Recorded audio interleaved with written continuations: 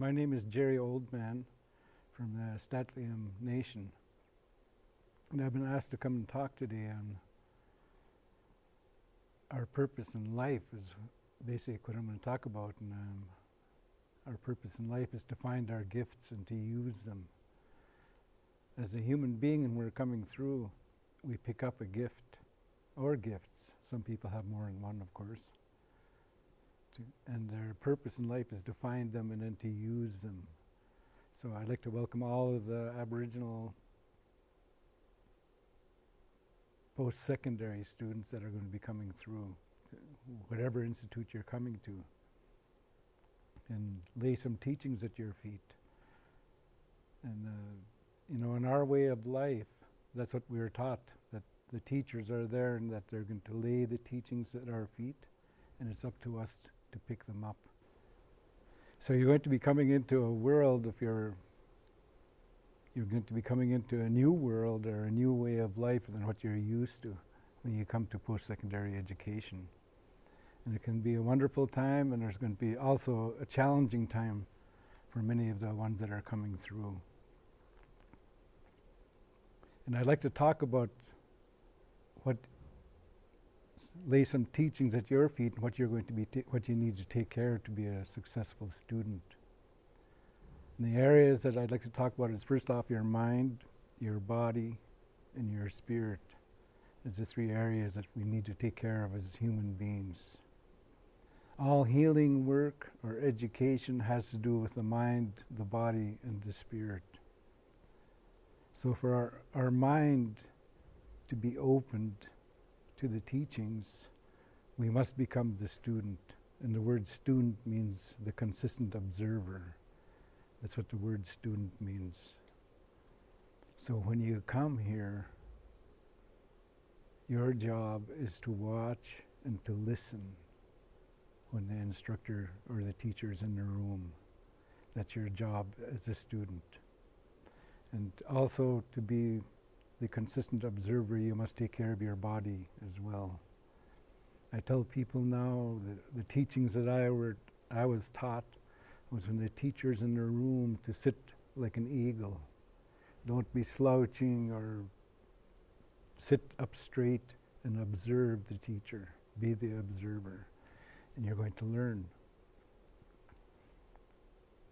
With our spirit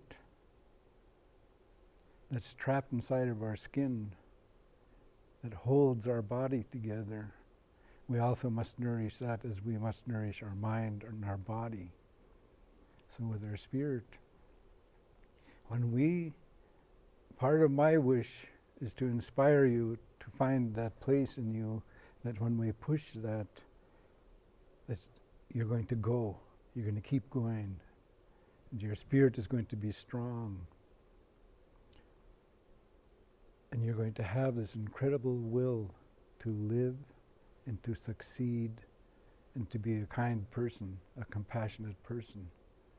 When you do this as a student, your chances of success go up.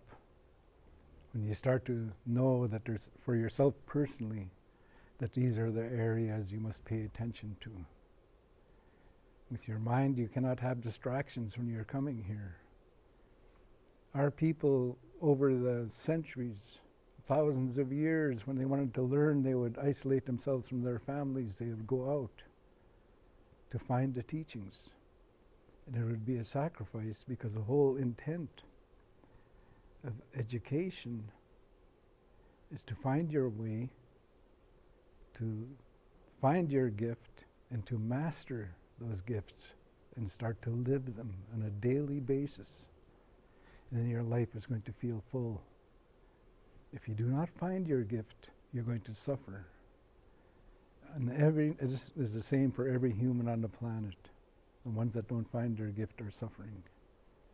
So I really would like you to start to meditate on this whole idea, because there are many facts out there about the problems we have as Aboriginals. That we have a high dropout rate, that we have high addictions rate, suicide, family dysfunction.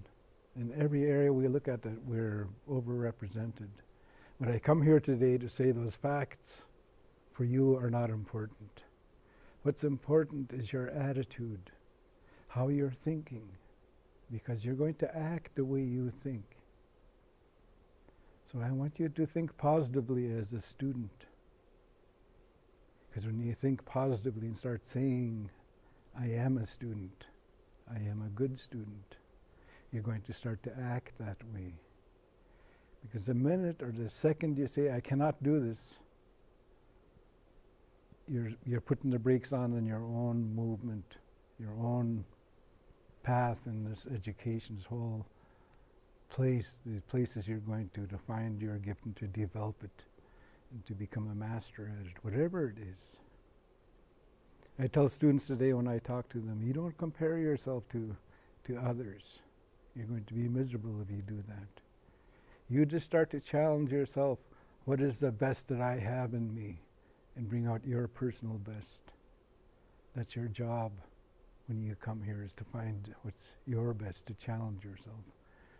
Because I see people comparing themselves to others when they come into the institution and they start to suffer or they start to weaken. So I want to encourage you to start to say these things to yourself, to start to develop your attitude, the way you think that you're going to be a student, a good student, and that you have a voice, and to use that voice, to make use of all that's available for you when you come to these institutions. There are Aboriginal services in most universities and colleges and institutes of technology. There are people there that will help you, but they're not going to know unless you use your voice.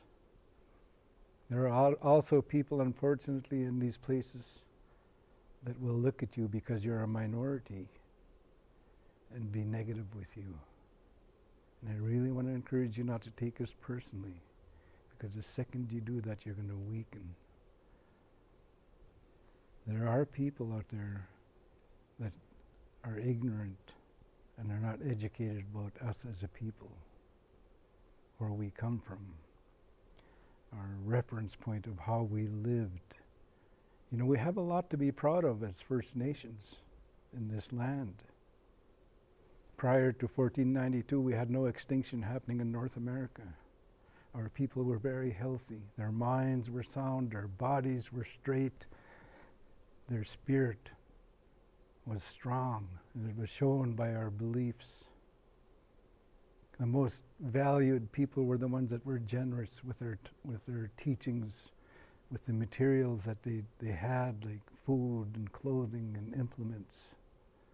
Those were the important people, not the greedy ones. They were taught how to keep this life going in a harmonious way. That's where we come from. We had very strong people. And you look at the West Coast and the Nuchanath people and the rest of the people living on the West Coast. They made these beautiful canoes out of these giant cedar trees, 60, 80 feet long without metal. They didn't have chainsaws before then, and they made these beautiful seaworthy crafts. That's where we come from. We had people making bowls out of stone, out of wood, and they didn't have metal. They didn't have the power tools we have today. And it is all beautiful. Everything they made was beautiful. And it comes from their attitude of respect and love, the power of love. That's where we come from as a people. That's where you come from. And I want to encourage you to start to develop that attitude of having that attitude of respect and patience and generosity.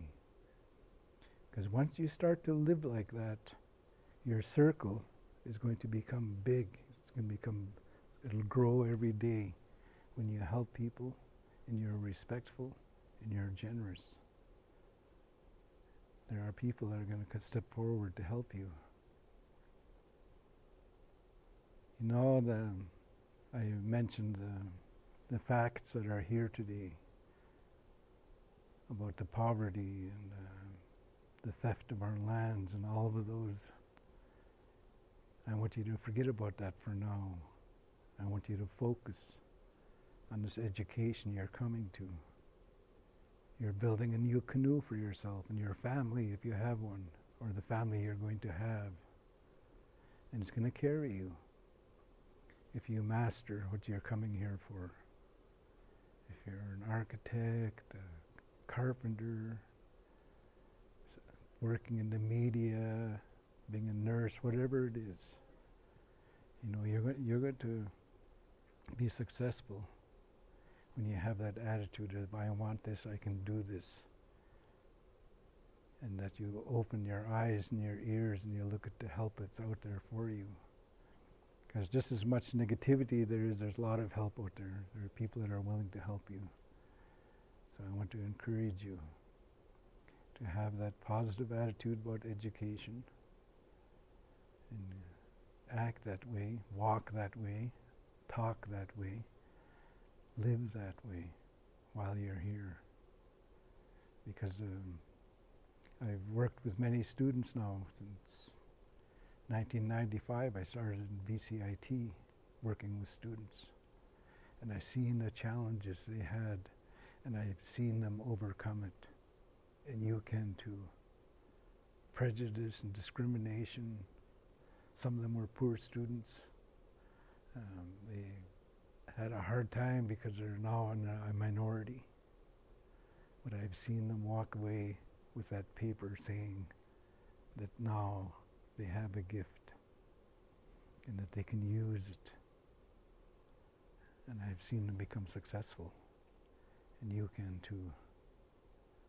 You know, so that's what I come here to say to you today, that you do have gifts, and you are a gift to your people. And to remember the teachings, that they're going to be laid at your feet, and you're responsible to pick them up. You have that responsibility, which means you're able to respond. So I want you to do that. I'm just imagining all of you out there, because a lot of you are going to be way younger than me, and I think of you as nieces and nephews coming to this place. And I want to encourage you to come here with an open mind and open heart, and not to be afraid to ask for help when you need it. We all need help. Every one of us at one point in our life, or many times I've needed help. And part of my weakness was I did not ask for help when I needed it. And I lost a few years, 14 years of my life because of that. But it's never too late, you know, to make up your mind. And then my people would say nashmeen, which means go for it. And for you to go for it, go with everything you have. And you start to develop mantras, which means a protection. A mantra is a protection. Protect yourself from negativity. And say things like, each day I get stronger. Each day I know more.